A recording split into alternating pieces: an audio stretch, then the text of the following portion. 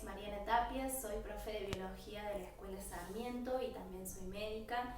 Y bueno, en este espacio que hemos organizado con la escuela es que queremos hablar sobre la situación sanitaria actual por la enfermedad COVID-19, ¿sí? Si nosotros analizamos la palabra COVID, CO viene de corona, ¿sí? Vi viene de virus, D hace referencia a la palabra disease, que en inglés significa enfermedad, y 19 viene del año en el que aparece la enfermedad, ¿sí? Entonces, si nosotros vemos COVID-19 quiere decir que es una enfermedad producida por un virus que en este caso se llama coronavirus. En marzo de este año, la Organización Mundial de la Salud declara al COVID-19 como pandemia. Ahora, ¿qué es una pandemia? Una pandemia es un término epidemiológico que significa que la enfermedad se ha diseminado por todo el mundo, ¿sí? Esta enfermedad comienza en China, en Wuhan, y se fue extendiendo por los distintos continentes y ha afectado a cada rincón. ¿Es lo mismo hablar de pandemia que de epidemia? No, no es lo mismo, porque la epidemia hace referencia a cuando una enfermedad está todo el año en un determinado país, en un determinado lugar, pero en algún momento hace un pico. Por ejemplo, la gripe en Argentina está todo el año, pero nosotros vemos que en épocas invernales hace una suba de casos, ¿sí? Entonces ahí es cuando decimos estamos en el pico o en la epidemia de la gripe, ¿sí? Y después eso baja y vuelve al estado normal.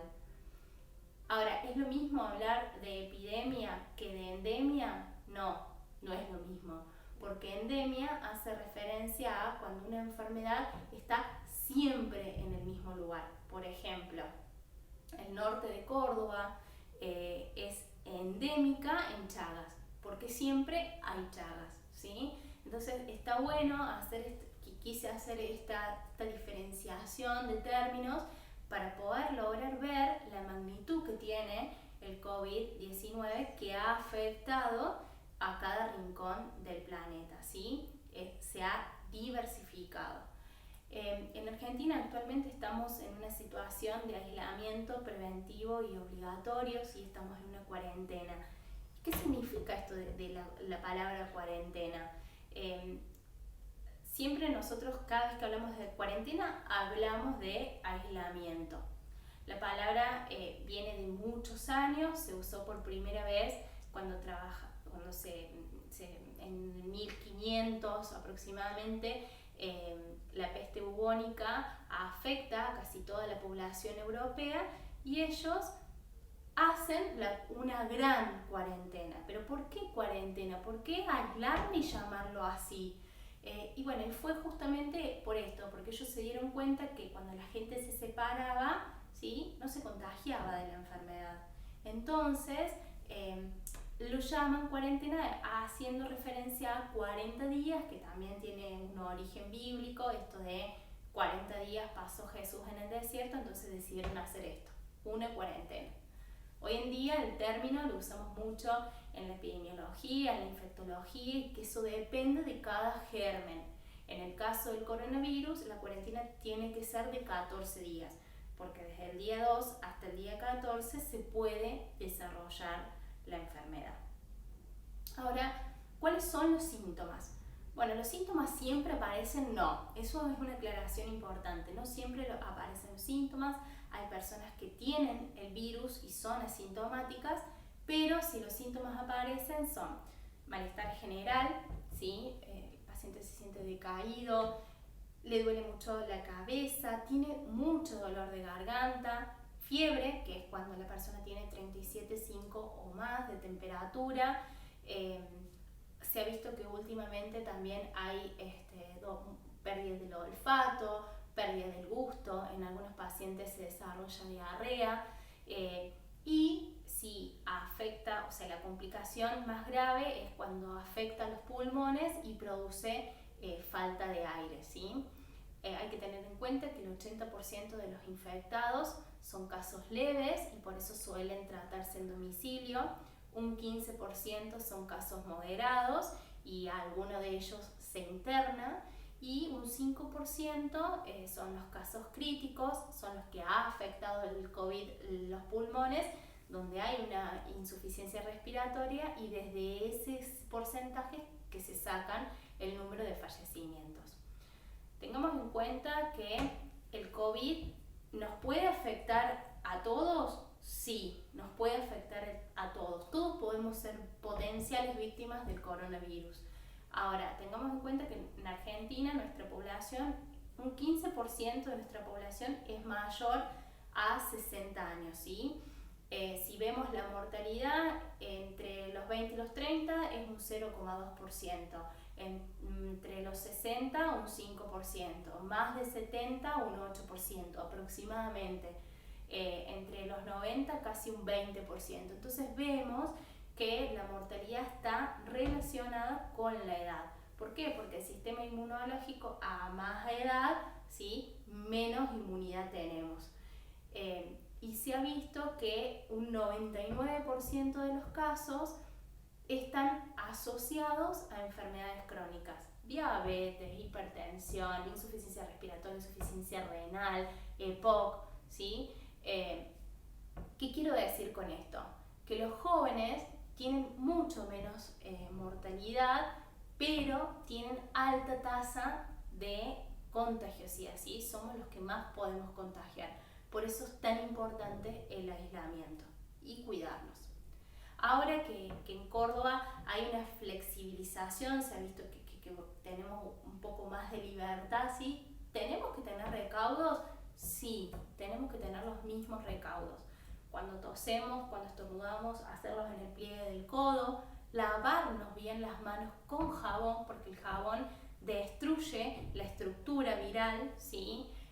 Si tenemos síntomas, llamar al médico, usar el tapabocas, importantísimo, mantener la distancia social, haciendo distintos trabajos con mis alumnos. Salieron varias reflexiones, entre ellas que se sienten tristes, que se sienten enojados, algunos confundidos, asustados, preocupados, ¿sí? ¿Debemos tener miedo de la situación que estamos viviendo? No debemos tener miedo. Yo creo que como educadora veo que esta cuarentena nos obligó a pensar y a educarnos en otras cosas, como por ejemplo en ciertos valores como la solidaridad, porque si yo me cuido, te estoy cuidando a vos. Creo que cuando surgen estos sentimientos, estas emociones, está bueno hablar, está bueno ocuparse, poder sacarlas. Recuerden mantener un estilo de vida saludable y ¿a qué hago referencia con esto? A utilizar esta cuarentena también para hacer ejercicio, para alimentarnos de una forma adecuada, para dormir las horas que tenemos que dormir, hagan actividades intelectuales, conecten mental y emocionalmente, conéctense con la familia, ¿sí?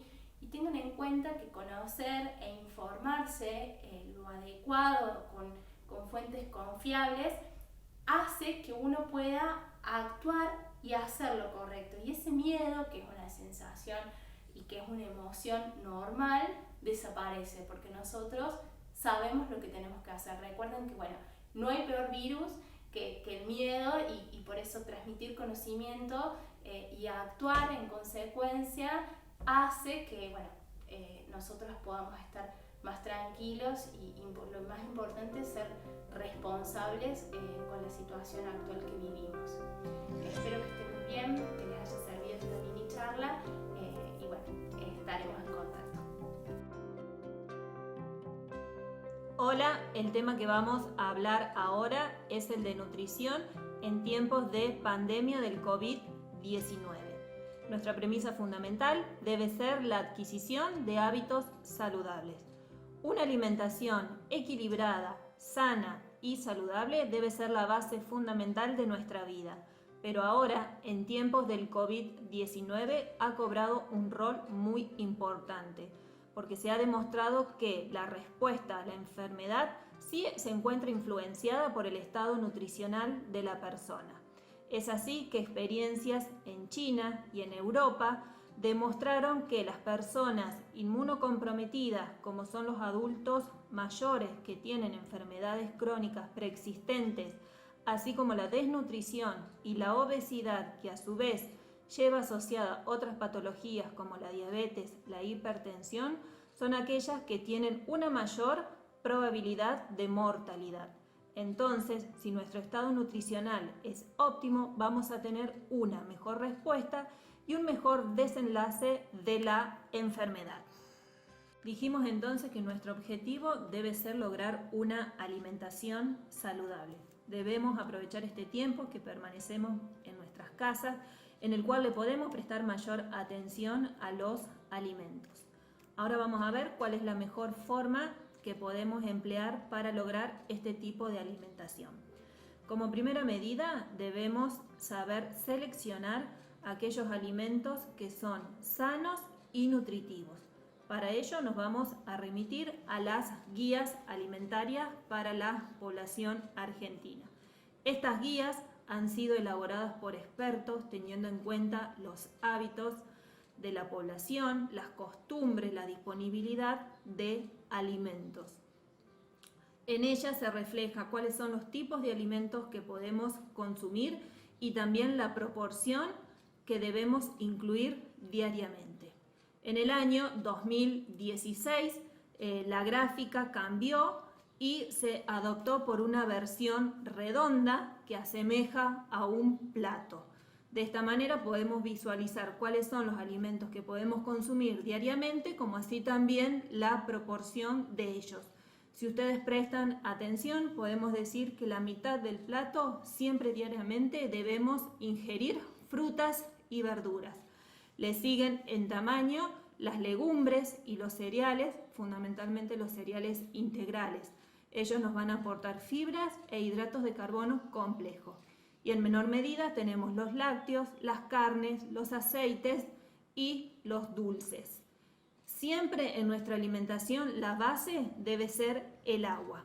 También nos recomienda que debemos disminuir el consumo de sal y aumentar la actividad física. Por lo tanto, podemos decir que una alimentación saludable es aquella que es completa, es decir, que nos van a aportar todos los nutrientes. Cuando hablamos de nutrientes, hacemos referencia a las proteínas, a los lípidos, a los hidratos de carbono, a las vitaminas y a los minerales. La alimentación también debe ser equilibrada, es decir, que debe incluir todos los grupos de alimentos en las cantidades necesarias. También la alimentación debe ser suficiente, es decir, que debemos ingerir la proporción adecuada para poder mantener nuestro peso saludable. Y la alimentación también debe ser adecuada a nuestras necesidades nutricionales. No es lo mismo las necesidades nutricionales de un niño, de un adolescente, de una embarazada o de un adulto mayor. Lo importante que nos tiene que quedar de aquí es que debemos seleccionar alimentos de todos los grupos que hemos visto. Para ello es muy importante, ¿por qué? Porque antes de la cuarentena, cuando creíamos que iba a haber un gran desabastecimiento, ¿qué es lo que pasó? Tuvimos como un instinto de supervivencia. Lo que hicimos fue conseguir a mansalva, por ejemplo, alimentos enlatados, los embutidos, el alcohol. Y no se tuvo en cuenta, desde el punto de vista nutricional, cuáles son aquellos alimentos que debíamos seleccionar. Como punto número 2, tenemos que, además de incluir estos alimentos saludables y nutritivos, debemos incluir también aquellos alimentos que nos ofrecen un componente adicional en lo referente al sistema inmunológico, es decir, que nos ayudan a levantar nuestras defensas. Dentro de estos alimentos podemos mencionar el ajo. Se caracteriza por ser un antiinflamatorio, antibacteriano, antivirósico, en el cual la acilina es un componente fundamental azufrado que es antioxidante y nos ayuda a elevar nuestras defensas. Otro alimento es el jengibre, que si bien es costoso, se consume en muy pequeña cantidad, puede ser rallado en infusiones, que también nos ayudan a levantar nuestras defensas y actúan a nivel respiratorio. Los cítricos son muy importantes en vitamina C.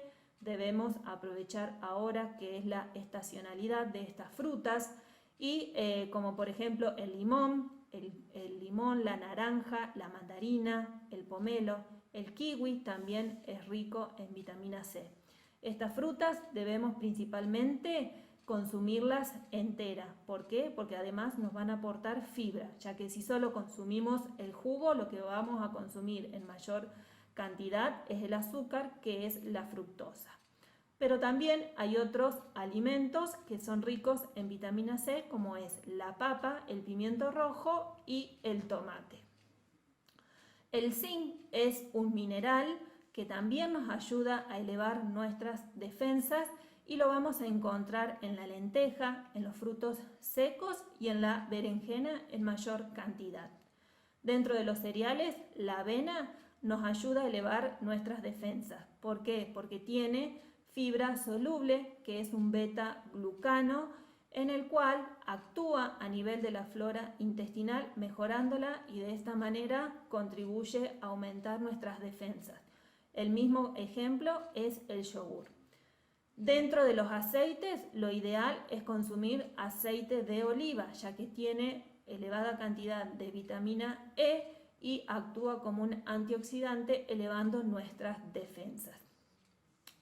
Tenemos que tener en cuenta que si bien estos alimentos son puntuales, que nos ayudan a reforzar nuestro sistema inmunitario, no olvidemos que lo importante es consumir una gran variedad de frutas, de verduras, incluir las legumbres, los cereales integrales, el pescado, aceites también. Todos ellos nos van a aportar vitamina C, vitamina A, vitamina E, vitamina D.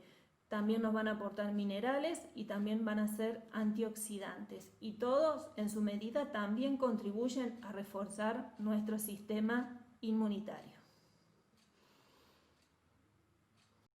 Debemos consumir agua para mantener una hidratación adecuada.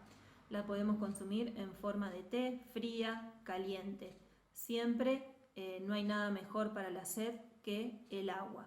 Tenemos que tener en cuenta que las gaseosas, que los jugos en caja no contribuyen a la hidratación. Al contrario, el azúcar actúa a nivel del colon y lo que provoca es deshidratación. También debemos reducir el consumo de alimentos ultraprocesados y de las comidas rápidas, ya que nos aportan calorías y pocos nutrientes, y con ello nos va a favorecer el aumento de peso y el desarrollo de las enfermedades como por ejemplo la diabetes, la hipertensión. Debemos seleccionar, como dijimos, los hidratos de carbono complejos y sus fuentes son las legumbres, los cereales y elegir fundamentalmente los cereales integrales que nos van a aportar fibra. También es muy importante que tenemos que emplear métodos de cocción saludable. Como primera medida, tratar de consumir frutas, verduras, cuando se pueda, crudas, obviamente correctamente lavadas y sanitizadas, ya que hay nutrientes que se pueden perder por el calor o bien por el agua. Tenemos que usar la menor cantidad de grasa posible, es decir, que tenemos que emplear la plancha, el horno o la cocción al vapor. Debemos también establecer horarios para evitar la ansiedad de comer. Tenemos que tener en claro que el hambre se puede deber a una sensación como una respuesta de nuestro cuerpo a un ayuno prolongado, pero también podemos tener una conducta de apetito que es más emocional. Para ello lo ideal es realizar las 4 comidas diarias. Si bien en este tiempo de que estamos más en casa nos podemos levantar más tarde, el desayuno se puede estar encimado con el almuerzo. Por eso tenemos que tratar de tener una rutina, planear el día. Si ustedes tienen en cuenta, antes de la pandemia, 1 de cada 2 adultos ya tenía sobrepeso. Y dentro del 20 al 40% de los chicos que asisten a la escuela también tienen sobrepeso. Por eso tenemos que aprovechar también que ahora se puede realizar una actividad física recreativa, aprovechar los días que nos tocan para hacerlo, también en nuestra casa, jugar con nuestros hijos, bailar, son todas actividades que van a poner en movimiento nuestro cuerpo y que también van a ayudar a quemar calorías. También tenemos que animarnos a realizar nuevas recetas, a realizar recetas que sean saludables y fundamentalmente tenemos la oportunidad de poder incluir a nuestros niños para que vayan aprendiendo, obviamente con todos los cuidados, para cuál es la mejor forma para nutrirse. Como premisa de todo esto podemos decir que una alimentación completa, balanceada y equilibrada es la base para poder afrontar mejor este virus.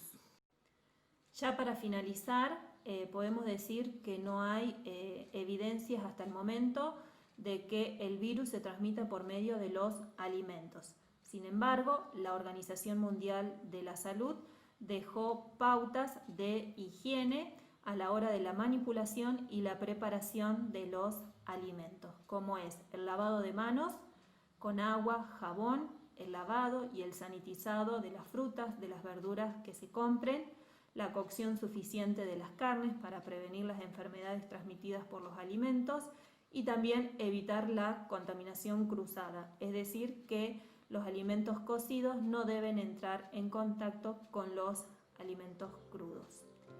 Desde ya, muchas gracias por su atención y espero que la información les sea de utilidad.